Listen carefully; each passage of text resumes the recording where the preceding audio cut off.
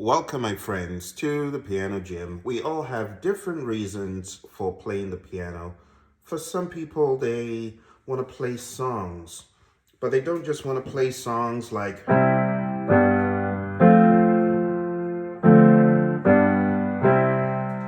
don't want that. They want something more expressive, like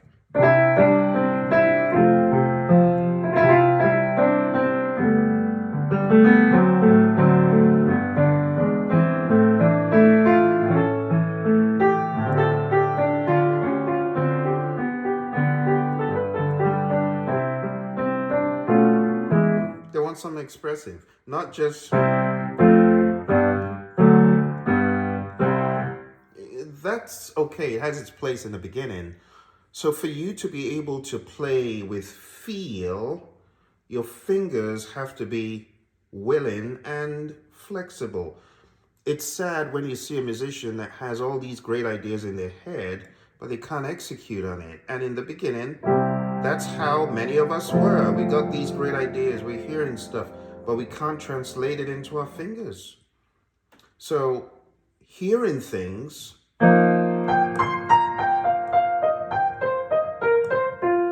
it comes in levels. Some people might just hear,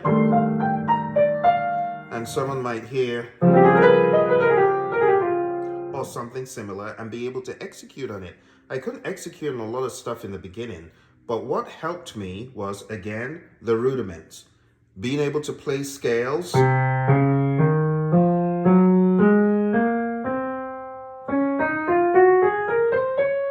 that is really a C sharp major in disguise. But when I lay it on top of a fat chord, you are not going to know what it was. See, if I lay it on a this,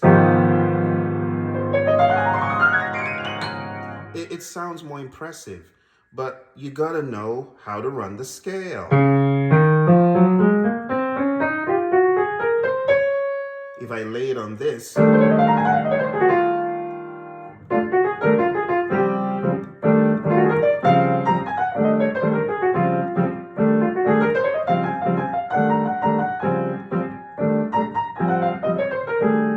that is just a C sharp major, but the way I'm playing the chords on it, it makes it sound different. So you need to know those scales. Or on the key of, let's say, D minor.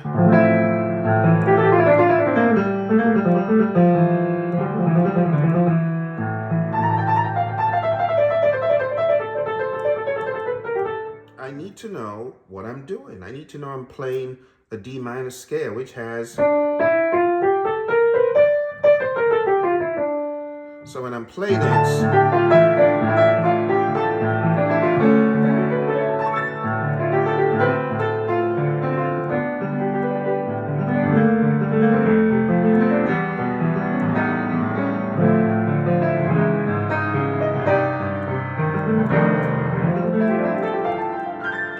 I'm just playing random notes in the key of F, which is the major key that D minor belongs to, right? The relative minor of F is D, right? The relative minor of F major is D minor. That's what I'm saying, right? So when you're making your runs and doing all that stuff, you got to know the notes to play and those to avoid, you know? You got to know, like...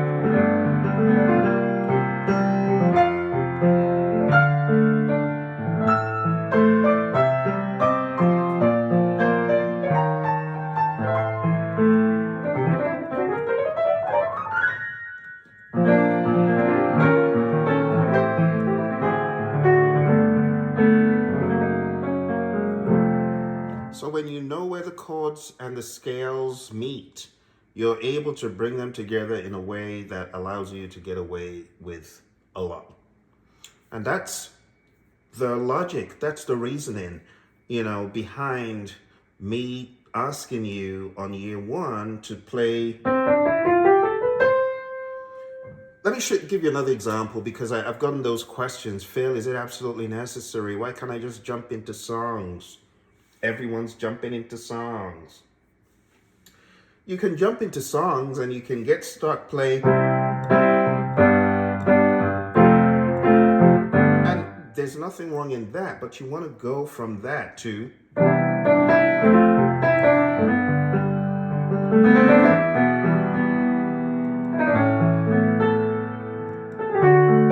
And your fingers need to be able to execute those things.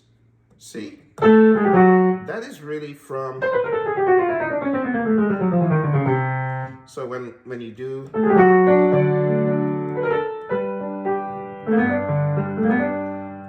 Your fingers have already executed something similar and need minimal brushing up to be able to do those licks and stuff. That's why. So on a key of C,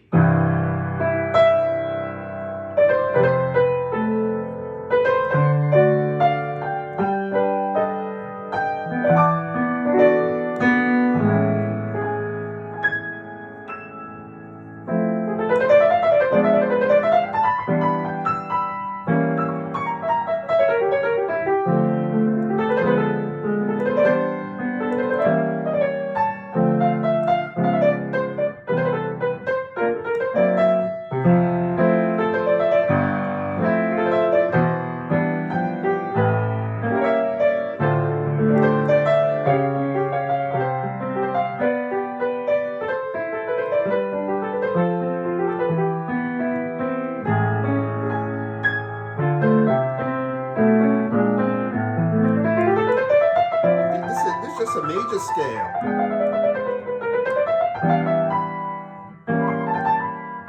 Or gloves like that.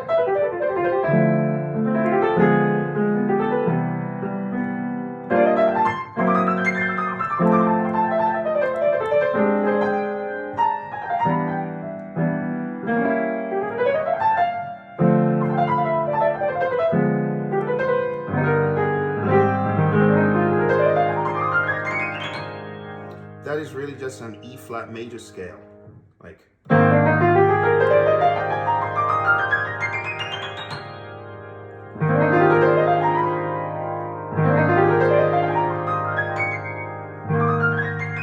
And it has to be practiced for fluid execution.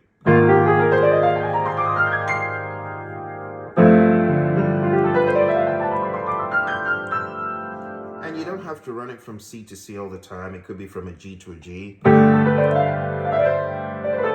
Or sections of it.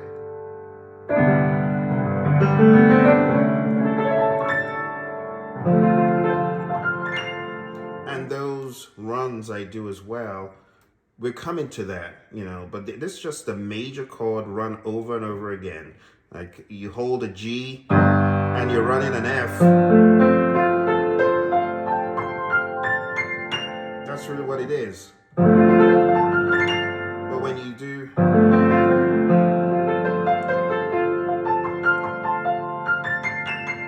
And it's so fast, it sounds different.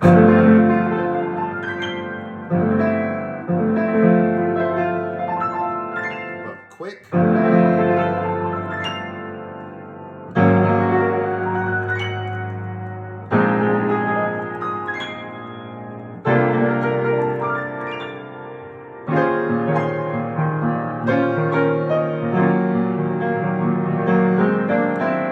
That's a whole tone scale right there. See? So things like this, it's not by dumb luck. I know when you see professionals play, it might seem like, oh, they're just lucky, they just got good ears, they're just making it up as they go along. And it's not really the case. You got to practice a fair amount, or when you hear me do things like, it's intentional. This is a major 7, this is a major 7th, this is a major 7th, this is a major 7th. I actually have an entire video where I show this approach of playing your major sevenths. So instead of playing the major seventh like that,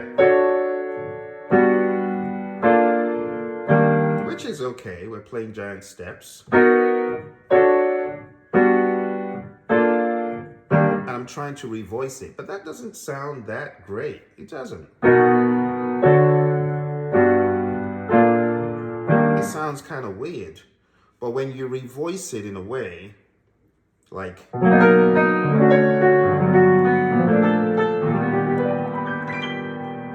it's beginning to sound a little bit more polished. And that's because there is a repetition in the way your chords are being laid while being lush at the same time. There's some clusters going on.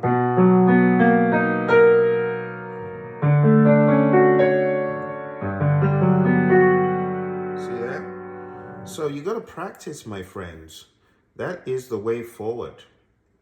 You can listen to music, but you should also execute on what you're listening to.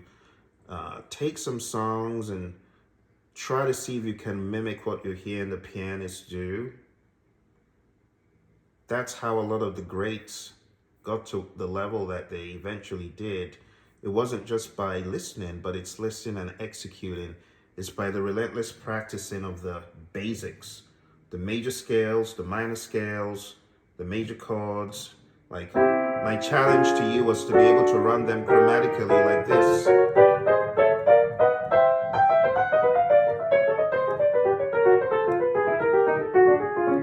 Someone says, why do I need to be able to do that? Because you will find an application for it at some point. You will. Like,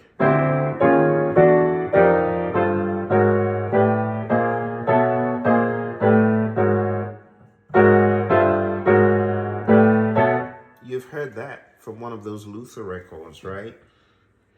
It's a chromatic movement, but you're keeping the shape of the chord intact. These things come from practice, I tell you.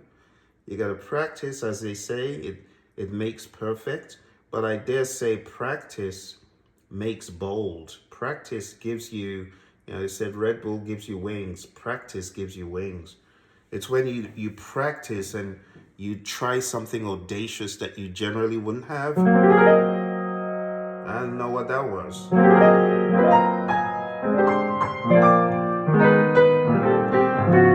But a lot of it comes from you knowing your instrument. When you know your instrument, you're able to make statements.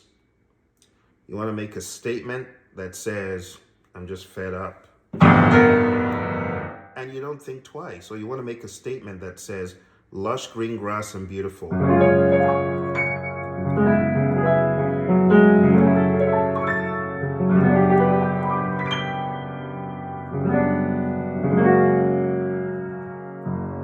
You don't think twice because you know your instrument. So I hope these philosophy videos are helping you understand when I ask you to do certain things, like practice all the major scales, all the major chords, the 1, 4, 5. I know some folks might feel, but I just want to play a song. I hear you, I feel you. But what I went through, what my teacher made us go through in the very beginning is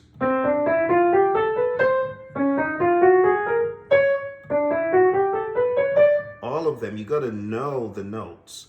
And then the 1, 4, 5s.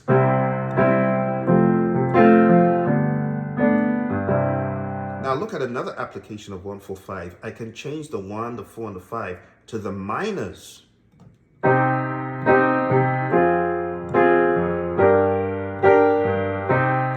minor, 4 minor, 5 minor, back to 1 minor. Now when I change the 1 minor from being so oblique and basic, and I throw in a 9th, I get this kind of sound. Doesn't that sound cool? So,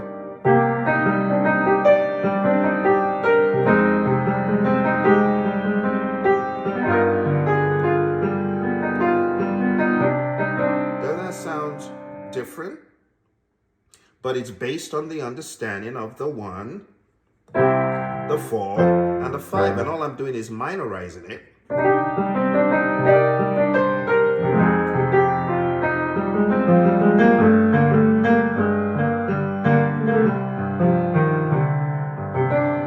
Or I could do a 1, 4.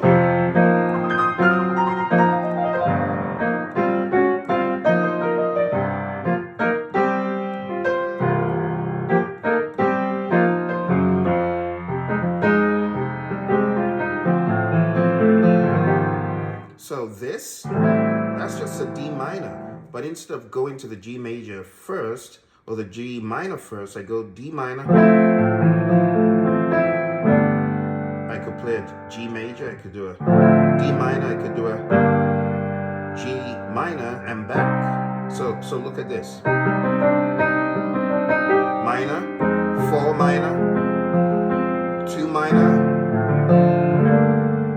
5 minor. Or I could make it more dramatic by going 4 minor, 2 minor, C sharp 7th. That's the essence, even though it's a little bit more than that. And then back. So your 1, your 4, your 5, it's so helpful. Or 5,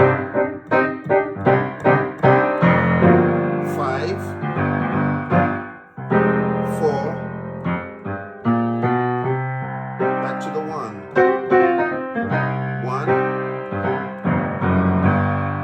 5, 4, back.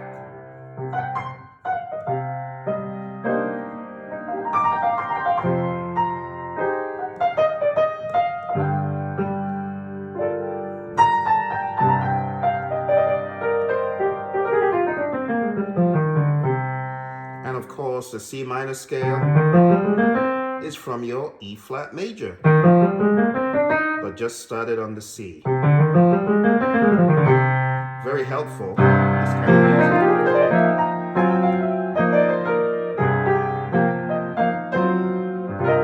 music. Okay, my friends, I hope that gave you some insights and some hope to know that all this stuff is going to pay off in the long run. Bye for now.